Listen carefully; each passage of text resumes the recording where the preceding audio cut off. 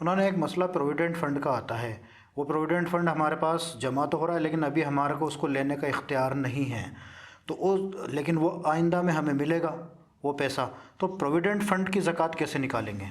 دیکھیں، provident fund کے بارے میں یہ بات ہے کہ ہر سرکاری ملازم یا پرائیویٹ جو کمپنیاں پی ایف جو دیتی ہیں ان کا پیسہ ہر مہینے کچھ کٹتا ہے، اکٹھا ہوتا رہتا ہے۔ جتنا پیسہ کٹتا ہے اتنا ہی پیسہ اب کمپنی کی طرف سے بھی شامل کیا جاتا ہے اور وہ دونوں پیسہ اس آدمی کے اکاؤنٹ میں وہ جمع ہوتا رہتا ہے۔ ملازمت ختم ہونے کے بعد یا ریٹائرمنٹ کے بعد وہ پورا پیسہ آدمی کو مل جاتا ہے۔ یہ پی ایف میں جو رقم کٹتی ہے اس کی دو صورتیں ہوتی ہیں۔ ایک تو یہ کہ لازمی طور سے پیسہ کٹتا ہے، مثلاً یہ 10% ہر ملازم کی سیلری میں سے پیسہ کٹتا ہے، اتنا ہی پیسہ اور الگ سے شامل ہو کے وہ پیسہ ہوتا ہے۔ تو جو پیسہ لازمی طور سے کٹتا ہے اس پیسے پر زکوٰۃ نہیں ہے جب تک وہ قبضے میں نہ آ جائے۔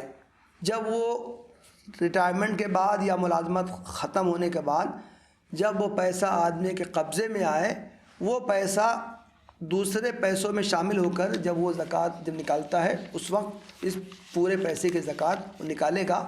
اس سے پہلے جب تک اس کے قبضے میں وہ پیسہ نہیں ہے اس پر زکوٰۃ نہیں ہے۔ لیکن ایک دوسری صورت یہ ہوتی ہے کہ ملازم کو اختیار ہوتا ہے کہ وہ جو منیمم جو کٹتا ہے اس سے زیادہ وہ چاہے تو کٹوا سکتا ہے۔